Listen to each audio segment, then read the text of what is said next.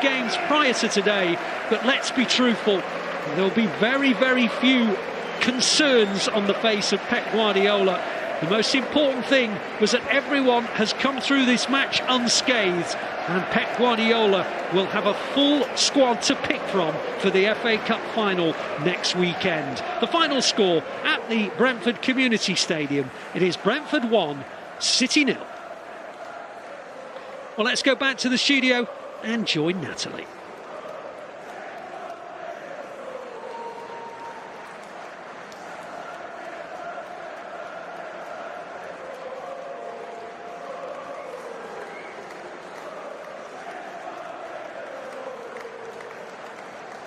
Thank you so much to Alistair Mann for the wonderful commentary today and for every game in this Premier League season. So City have been beaten by Brentford on the last day of the season. But as we already knew, it didn't really matter. We are already champions. And I just wanted to take a second just to remember this point last season, the last-minute goals, the way we were feeling, the anticipation. Do you know what? It's been lovely. I think it's been absolutely wonderful to have enjoyed the last 3 games of the season and to not have had that because, of course, Manchester City are Premier League champions. The Premier League season is over. Thanks for joining us again on Matchday Live. I've still got Nedum, Esme and Paul in the studio. Because, yeah, it didn't matter, did it, Paul? No, it didn't. We can say that now. Yeah, We've not won the game. But look, got to give Brentford a lot of credit. We knew they were going to be hard to play against, hard to beat, and their game plan worked. But I think the big thing for me is going into the next 2 games is a clean bill of health. Hopefully everybody's going to be fit. There's been no injuries over the last couple of games, and let's bring on next week. Yeah, clean bill of health, and our academy players getting performances and getting debuts. That's wonderful to see, isn't it? Yeah, a really exciting moment, and I think it's nice that we've been able to take advantage of the fact that the league's already been wrapped up and give Shea, who is EDS captain, I believe, an opportunity to have a go in the first team, and I think he did well. He won a couple of aerial duels and, yeah, made a couple of nice passes too, so hopefully it's the start of many things to come for him. Yeah, I think it's wonderful that he got his full senior debut today, Nedum, in the final game of a Premier League season playing for the champions. I mean, what a brilliant time to make a debut. Yeah, absolutely. And what I liked as well is going to Brentford is a very, very tough place to go. So he's been thrown in at the deep end, but you see that he's capable. He was very competitive throughout. And City didn't have all the ball and it wasn't a comfortable game for them. And when you see youngsters be able to go out and play in that, I think that's a very positive sign. And yeah, I'm delighted for him. I'm delighted that he's got a chance to play. Delighted so many people have had the chance to play this season. Even in this game itself, Ake coming back in and getting some minutes in. Even though it's a loss, it still feels like there's a good feeling heading into the next game. This next 2 weeks, which are, as it stands, the most important 2 of the season. I think it goes back to that trust thing with Shea as well. Against Brentford, how they play long balls into the box and everything else.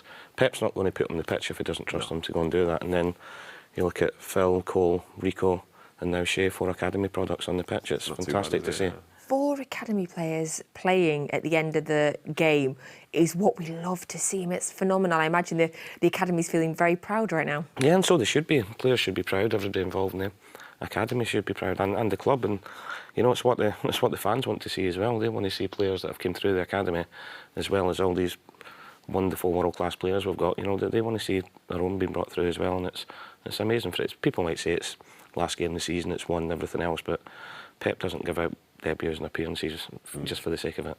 Yeah, and very well deserved by Shea Charles. So he's a captain of the EDS, come through the academy, joined us at the under-9 stage, already a full international for Northern Ireland as well. Great prospect there. Wonderful to see him playing today. Anybody else on the pitch today that particularly stood out for you, Esme? It's a tricky one. It was such a quiet game. I think it was nice to see him come on. I think Rico Lewis was heavily involved both on and off the ball. He seemed to be everywhere on the pitch. At one minute he was on the left wing, the next he was on the edge of the box, almost receiving from Cole Palmer, and yeah, really sort of worked hard and got about. But I wouldn't say any individual performances especially stood out to me today. It was kind of people filled roles and had moments, but there wasn't anything too stand out in my opinion. You very much are the politician. You very much are speaking very well, Esme. I thought Cole had a great game, although the chance at the end, Nedum. Which one? There were 3 of them, weren't there? Oh! I know. When it was a great ball that went to Gomez, and then he set him up, and it's like, you can just picture it. What a dream! The ball's dropped to you late in the game, and he's hit the first one, scuffed it. I think the next one's been blocked. We think, oh, the chance is gone. But then Sergio puts in another one, and that's the one really for me. I think it's like 2 yards out. There are a couple of bodies in front of him, but I think he'll be thinking about that one. You know, as you just... He'll be replaying that. Yeah, there's some moments you have, especially... Not just for tonight, but for a long time. Yeah, because you can... You'd almost... I think if he looks back at it, we wonder, like, how did I not score that? Because he's good enough to be able to do it. And what a big goal it would have been as well for the sort of tone of that game. Yeah. And he's still not scored in the Premier League yet. So when he's searching for you first, but you can't do it from 2 yards out, it's a shame. But, you know, he did play well in the game. He got another 90 minutes in there. And he shows that he can be trusted in the Premier League. So Brentford beat us twice this season, the only team to do so, Paul. What could you think we can learn from the fact that... What is it about this Brentford team that has managed to beat us? I just think they're so compact in how they defend and so organised. That everybody knows what their jobs are, whether that's on the pitch or coming off the bench. I wouldn't look too much into today and say that what can we do better next season to beat a Brentford team, you know, because when we play Brentford in the Premier League next season, I'm sure the personnel will be a lot different than what was on the pitch today. The game previous, before Christmas, I think the game plan Brentford had worked, you know, and we weren't at our best at that point. And they sat in, they hit us in the break. Similar today, set pieces, get the ball up the pitch quick. So I'm sure there'll be 2 different games next season. Yeah, of course. So Premier League season is over. City are champions. City players have picked up a couple more achievements now that the season is over. So we know already that Erling Haaland picks up the Golden Boot award. 36 Premier League goals this season. That is, of course, we know already, a Premier League record. And a big congratulations to Kevin De Bruyne, who picks up the Playmaker of the Year award. 16 assists, the most assists in the Premier League this season. The fact that standard that now for Kevin. You know. Kevin De Bruyne award, yeah. In fact, I hate to check that how many he's won. Exactly. Yeah. I mean, the fact that both of them, though, Esme, they've not played 90 minutes of every game. They've picked up awards without needing to play every minute of every game. Yeah, well, I suppose that's City. No player's guaranteed to be on the pitch all of the time, and De Bruyne had a period where he was rested and in and out of the team. But, I mean, they've obviously helped each other with those statistics, really. But I mean, it's great to see. Like, it's a feeling of pride when you see City players picking up these individual awards, and it's just a testament to the talent that the club bring in and then the positions that Pep puts them in to be successful. So Erling Haaland, of course, gets the Golden Boot award. A huge congratulations to him. He's going to need some serious shelves putting up to house all of these awards. Here is him being presented with his Golden Boot award at the end of the game just now. I mean, it's one of many awards, isn't it, Nedum, that he's going to get this season? Yeah, absolutely. But I tell you what, though, I think he'd trade most of them if he gets another chance to lift two trophies in the coming 2 weeks. And when I say that, I've heard him say similar things, and I believe it from him. I really believe it. You know, there are some people who, you know, are very much about themselves, but I think one of the reasons, as well as his ability why City signed him, is because he's very much about the team. And when you have people like that, and especially at the age of 22, there's so much more that he can give, and he'll enjoy it. He'll take huge pride in that. But he'll want to work again. He knows his work's not done. I think there was a point earlier in the season, probably a couple of months ago, to sort of talk about his work ethic. I think they made it back from a Champions League game or something like that. And as soon as they landed, he's speaking to one of the physios and he's getting treatment to get ready. Came straight to the training ground, didn't he? Exactly. Like, that's not normal. No. That's a different level of professionalism, and that's why, as a consequence, he's able to achieve what he achieves. And he's a little bit like me, Nedum, when I played. My friend, I could not drive out this place any quicker. But yeah, he's a very special talent, incredible professional, and you can see why he's successful now and will be successful for many years to come as well. So I've just quickly got up the Playmaker Award, who's won it previously. So Kev hasn't won it since 1920. So he won it in the 2019... 100 years ago. 100? Yeah. 100, oh, no, 1920. The 19/20 season, where he got 20 assists. Can you remember who won it last year? Last year? Ooh. Salah, yep. 13 assists. And the year before? I can't help you. I can barely remember what happened yesterday. Any guesses? I can't remember the year before. Harry Kane on 14. Oh, yeah. Right. So Kev won it in the 2019-20 season. Eden Hazard won it the year before that. And then in the 2017-18 season, Kev won it as well. So this is his third time winning the Playmaker Award. 16 assists he got this season. Now, I'm frantically refreshing the Score website so that we can have a quick discussion about the other end of the Premier League table. But the game at Everton, it's just finished this second. So Everton have beaten Bournemouth, which means Everton have stayed up, which means, Paul, Leicester have gone down. I know. Desperately wanted them to stay up, but I think their form, especially over the last few months, they've not helped themselves. I know a lot of people down there still, and I think the feeling within the club was a little bit of complacency a few months ago. It was, well, we're going to be all right, we're going to get out of it.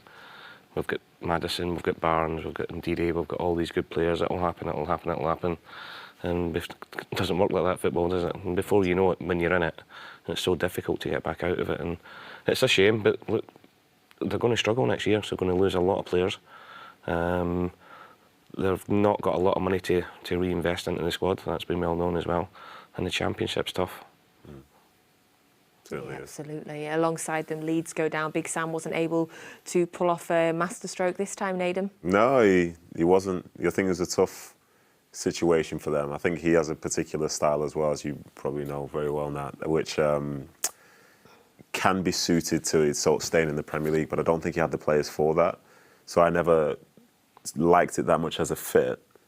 But it just goes to show, like, you can have that new manager bounce sometimes, but it's never always a guarantee. And when you're down there for a reason, because you can't score many goals. You concede too many, and you don't get a ton of wins. So you can try and find the spark, but ultimately it wasn't enough for them. And who knows, maybe next time we see Leeds might be another 10, 15 years like they were last time. I think when you have 3 managers in a short space of time in one season, that tells you a story, doesn't it? And when you start with Jesse Marsh and you finish with Sam Allardyce, like, something's changed there. Yeah. Something very much changed, yeah. But those results mean that Everton stay up, Esme, and of course you had a season there, so you must be happy about that. Yeah, I'm pleased. I've got a lot of friends who still play for them and who work at the club who will probably be very relieved and happy, and it's probably good for their women's team as well that they did manage to stay up. So, yeah, I'm really happy for them. So that is at the other end of the table in the European spots. Aston Villa won, which gets them into Europe, alongside, of course, we know Brighton already, Liverpool, and then, of course, the Champions League spots. That mean Newcastle United finished in 4th, Manchester United 3rd, and then, of course, Arsenal in 2nd. So the Premier League season is over for another year, but we still have 2 huge, huge games. Oh, no. The Premier League season's over. That means we have to start talking about the other games now, doesn't it? I've been desperately putting off having to talk about those games. But of course, on Saturday, we are in the FA Cup final. We face our old enemies in Manchester United. And I can tell you all that Eric Ten Hag is currently on the pitch at Old Trafford with a microphone telling them all that they're going to beat us. So, well, imagine if he wasn't. Imagine if he was on the microphone saying, yeah, we're going to lose next week, so make sure that you don't come. I think he's going to try and rally them because he knows their support. He can't come out in the pitch at Old Trafford and say they're going to beat City next week. So let me get his exact words. Hold on. I feel bad if I don't get the exact words. It'll be the words. There'll be context around this. And he'll probably say they believe they can win. Your support will make a big difference. And sort of a rallying sort of cry to make them believe that it's worth going down there. Yeah, I've paraphrased him a bit. We're going to give it all to make sure we beat them next week. See, that's how quickly things can get out of hand. Okay. I was getting really wound up. I could see that. Whoa. Paul was about to drive to Old Trafford. That's how it happens, just like that, yeah. Oh, God. Dodge the bullet there, Nat. Sorry, I want to know which game you'll be more nervous for, because you hate derbies. I hate But derbies, the Champions League final? You're right. Sean Goethe keeps telling me to make sure I'm wearing my heart monitor during it so we can get a... You'll get a new max heart rate. I just basically don't know how I'm going to sleep for the next 2 weeks. Do you have any tips? No, I don't, I'm afraid, no. Well, I will be extremely nervous next week because, of course, it is a derby and as a lifelong Blue yourself and, of course, Nedum as well, and for someone that spent most of their life involved with this club, it doesn't really get any bigger than that for an FA Cup final. I would rather not be playing them. However, I also feel like, Esme, if we beat them, it'll be the greatest feeling I've ever had. All the more sweet, yeah. Can you imagine their side of Wembley just clearing out at the final whistle while we lift the trophy? Yeah, yes, brilliant. It makes it 10 times better. Oh, I can picture that now. That's going to be nice if that happens, isn't it? Or at the Etihad, like at half-time, at the Etihad. It's traffic, though. Yeah. Traffic. At half-time? Oh, my goodness. How are you going to feel in the build-up this week, then? What is life like for you? Have you got friends that are United fans? Are your phone going? Has it started yet? To give them credit, they have a lot of fans. And they're very loud. and they like to talk about football, so it's not fun. They've got some that are doing the spin like, oh, there's no way we're going to win. As in United, there's no way you're going to win. It's pointless. It's a waste of time. But they're trying to like suck themselves into believing it's going to happen because they're still going anyway. And I feel like you don't go to a game unless you believe your team can get something. So there's that. But I'll be pitch side, and I'm hoping that I'm on the blue side, because if I'm in the red side, last time I was down there and I had to cover one of their games, people were saying there's conspiracy theories that I let City win the title in 2012 and all this stuff, and I was laughing. It's like, aha, funny, yeah. But the guy looked me dead in the eye, says, now I'm being deadly serious. It's like, all right, mate, you do that. So Muppet. Honestly. But I'm hoping a City win would feel incredible to be at Wembley and not have to just jet off like the United fans will potentially have to do. And then think how nice a feeling it would be, that build up to the Champions League final. You've got 2 in your back pocket.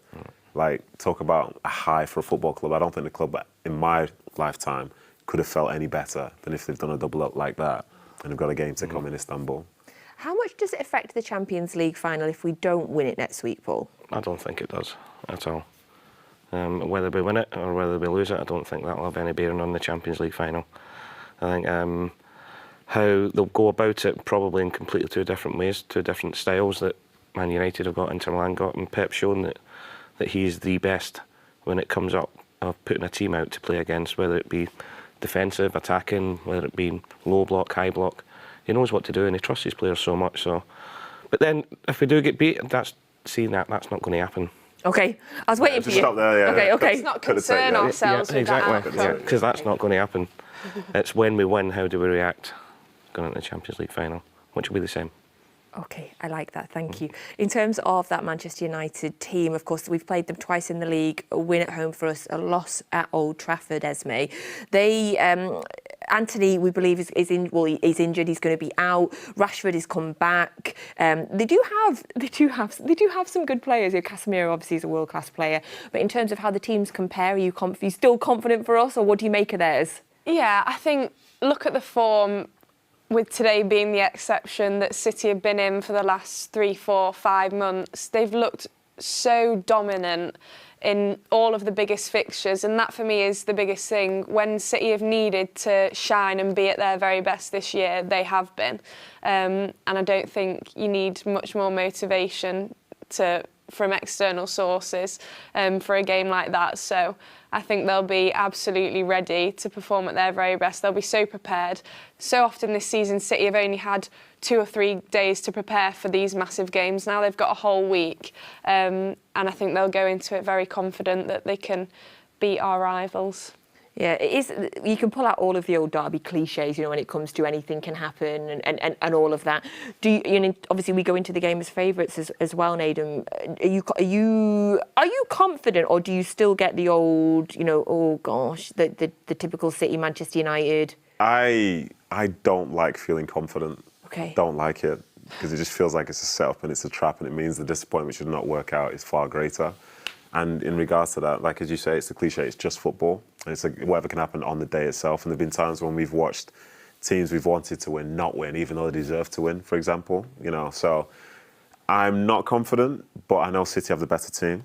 I know they've got the better structure that feels like it's the better football club, and they're more driven and step up in the bigger games. So it leads to me thinking like they're more likely to win. That's why they're favourites. And it's just one of them where, as you sit down to watch the game, you hope that they play to their potential. Because if City play to their potential, I think they're the best team in the world. Mm-hmm. Yeah. So that's when the confidence comes based on how they're playing, as we saw against Arsenal, against Real Madrid. Like, when they're doing that, it's hard to not be confident. But you need to see it first just to make sure that all the anxiety just goes, in my opinion. Yeah, I was just having a quick look at the team that they've played today, wondering if they've done any sort of rotation. Interestingly, they have played Maguire and Lindelof as centre-backs. They've got Varane on the bench. You sound nervous now, by the way. You're on edge. If you're doing this 7 days or 5 days before the game, or whatever it is, this is edgy, Let's remember, they only beat us away because of a ridiculous decision. It was offside. And we are by far the better team in that game as well. I've not been thinking about it because we've had the Premier League. Now I'm thinking about it. You're seeing Varane on the bench. Look at our bench today. Okay, thank you. Thank you. Anybody got anything else? I mean, to be fair, I'm looking at the rest of the bench. Weghorst, Wan-Bissaka, Butland, McTominay. They played Eriksen on the bench today as well, Martial on the bench. They started Sancho and Garnacho, interestingly, who haven't been starting, so Maybe a bit of rotation there. We are by far superior. OK, Paul, just give me a quick pep talk, because we've suddenly started talking about it and I feel nervous and I can't do this for 6 days. But we're by far a superior team. We're in better form than them. We've got better big game players than them. And I do think they are tired. They are tired. Mates who are United fans talking about Casemiro being a top player, and he is. Don't get me wrong, he's been shattered the last few weeks of the season. Big Wembley pitch, the way we rotate in midfield. If it's him and Eriksen and whoever else is in there. Martinez is a massive, massive loss for them. I know Varane's a top player, but Martinez is there, and goalkeeper's dodgy. Full-backs aren't great. They are a threat going forward. We are, I'll say it again, by far the superior team. Thank you. Okay. Anything you'd like to add? Listen, he's a senior pro. There's not much else I can say apart from that. It's a pleasure being able to speak alongside him. Yeah. Are you going to have a nice week? What have you got on? It's not going to be the nicest of weeks because there'll be a lot of chat about it. Yeah. And when I'm in the press, people want to draw me out to say it's an easy thing. When someone says, of course City are going to win the treble, of course they're going to win the derby, I go, well, cliche time, here we go, back pocket. Yeah, You know, Wigan. it's a one-off game. Yeah, Wigan. It's a one-off game. It's FA football. Cup. They've got Anything good can players happen. as well. It's on the day. It's just, like, that's what it's going to be. I'm going to be batting away every question about it. I'm just But- going to say yes, I'm going to back it. Well, this is the difference. But then, should they win? Should City You win? look smart then when we win. I'll Yeah. go nuts. You'll see me on the sideline. Come on, Your pitch boys. side for a different broadcaster. Yeah. Okay, Other we're gonna look for broadcasters that. do exist, but this is my main spot. And we are going to catch up with you, though. Obviously, we're going to grab you pitch side to talk to you. Yeah, booked in. Watch you live. 10:15. You'll see me. Lovely. Good stuff. We're getting you nice and early. Yes, indeed. We'll keep representing in the press all week, please. That'll be lovely. Be a pleasure. Esme, you are your season is over now. You're taking a well-deserved break, so you're going to watch the FA Cup final on a beach somewhere? Yeah, probably. Somewhere in Croatia. Very nice. And a best of luck for Wednesday. Thank we you. are all going to be waiting with bated breath to see the England squad. So very, very best of luck. Thank And your week, Mr. Dickov? Yeah, busy, a bit like Nedum, but I won't be sitting on the fence. Yeah, literally. And then looking forward to the buzz and excitement of another Wembley FA Cup next week. Oh, gosh, I can't wait now. I really have. I don't know about you, Blues, but I really have been blanking it out, like not wanting to think about it till the Premier League season was over. But now I'm already starting to get jittery. Matchday Live will be live from Wembley. We'll be giving you a window into Wembley 2 hours before the game. We will be live. Myself, Kel and FG. We will be all around Wembley, making sure you get a full experience. If you are going down to Wembley, we will be filming from Box Park, which is our fan zone.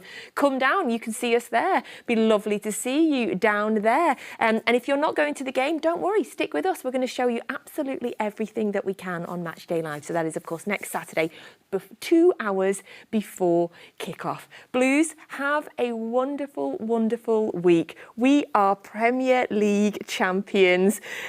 FA Cup final next weekend, Champions League final the weekend after. What a time to be a City fan. Thank you for joining us on Matchday Live this entire Premier League season. It's been our absolute pleasure. We'll see you at Wembley next Saturday. This is our house, where we put the city in Manchester. As the poem goes, some were born here, some drawn here. If there's a right way or a wrong way, there's also a Mancunian way. Anything can happen under this roof. Most Blues know that better than anyone. Give us rain, we'll sing in it. Dare to doubt us, hold our brew. And if you think you're noisier, don't be daft. Here's to 20 years. Name a better place to play. We'll wait.